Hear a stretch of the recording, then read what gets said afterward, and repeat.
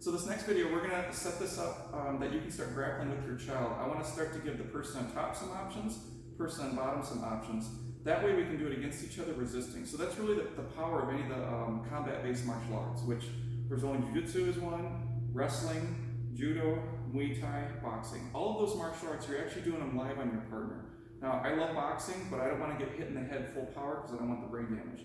The great thing about the grappling arts, especially Brazilian Jiu-Jitsu, is if I get put in a submission, I tap out, hey, good job, you got me.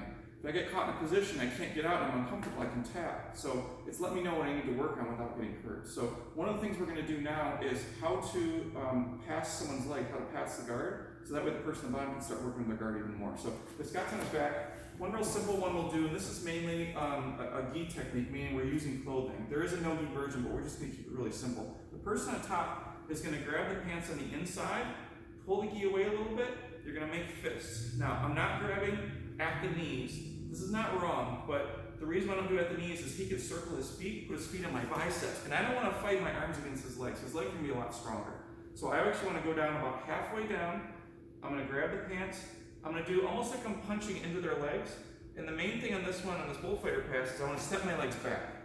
Even if you have a little one, they should be able to put a little pressure on your legs. It's going to be hard for you to move your legs at this point. Because my legs are back, my weight is on his legs. If my legs were forward, there's less weight on the arms. The person at the bottom can now move their legs around, and now I have to use more arm strength. Jiu-Jitsu means gentle arts, designed for a smaller person to defeat a larger attacker. If I'm using strength, especially my arms compared to his legs, he's gonna beat me, or at least I'll get tired. I bring the legs back. Now I can hang out here. I'm doing like a push-up. My arms are straight. Now what I can do is I can hop from one side to the other. Okay, so I can hop to one side so I get out of the way of the legs, and now I can start to push the knees out of the way, and I drop my shoulder down. Once I drop my shoulder down, now I can let go of the legs and get what's called side control.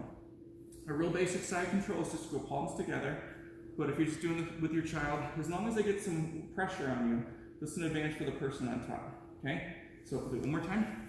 So bullfighter, they're going to grab the pants in the middle, pin the legs, bring the legs back.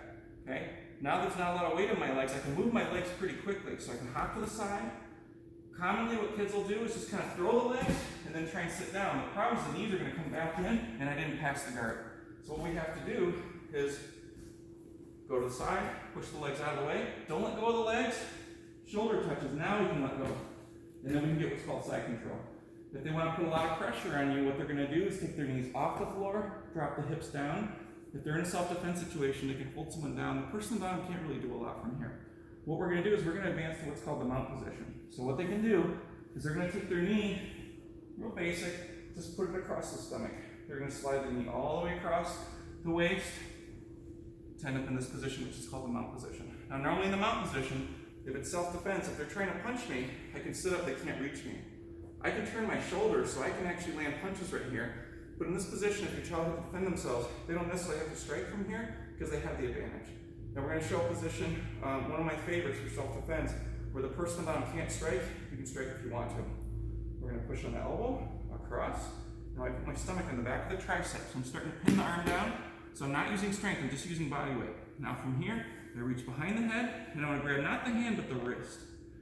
If I sit up right here, I don't have a very good base. Scott can lift his hips up, and I lose my balance.